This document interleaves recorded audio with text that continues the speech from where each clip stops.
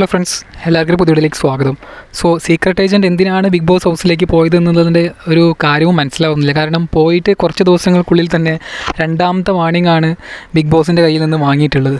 ഇനിയൊരു വാർണിംഗ് കൂടി ഉണ്ടാവില്ല എന്നത് ഉറപ്പാണ്. കാരണം പുറത്തെ കാര്യങ്ങൾ ബിഗ് ബോസ് ഹൗസിൽ ചെന്ന് പറയാൻ പാടില്ല എന്ന് ബിഗ് ബോസിൻ്റെ റൂളിൽ ഉണ്ടായിട്ട് പോലും അന്ന് തന്നെ ഒരു വാർണിംഗ് കിട്ടിയിട്ട് പോലും വീണ്ടും അത് ആവർത്തിച്ച് രണ്ടാമതൊരു വാർണിംഗ് കൂടി ഏറ്റുവാങ്ങിയിരിക്കുകയാണ് സായി കൃഷ്ണ അഥവാ സീക്രട്ട് ഏജൻറ്റ്.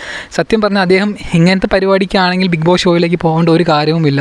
ഒരു ബിഗ് ബോസ് ഷോയെ റിവ്യൂ ചെയ്യുന്ന ഒരു വ്യക്തിയാണ്. അദ്ദേഹത്തിന് അവിടുത്തെ നിയമങ്ങളും കാര്യങ്ങളൊക്കെ തന്നെ അദ്ദേഹം അതിനെക്കുറിച്ച് വീഡിയോസും മറ്റു കാര്യങ്ങളൊക്കെ ചെയ്തുകൊണ്ടിരുന്നൊരു വ്യക്തിയാണ്. അതുപോലെ തന്നെ പുറത്തെ കാര്യങ്ങൾ ബിഗ് ബോസ് ഹൗസിൽ മറ്റു മത്സരാർത്ഥികൾ വന്ന് പറയുമ്പോൾ അതിനെക്കുറിച്ചും വളരെ വൈകാരികമായി റിയാക്ട് ചെയ്തിരുന്നൊരു വ്യക്തി.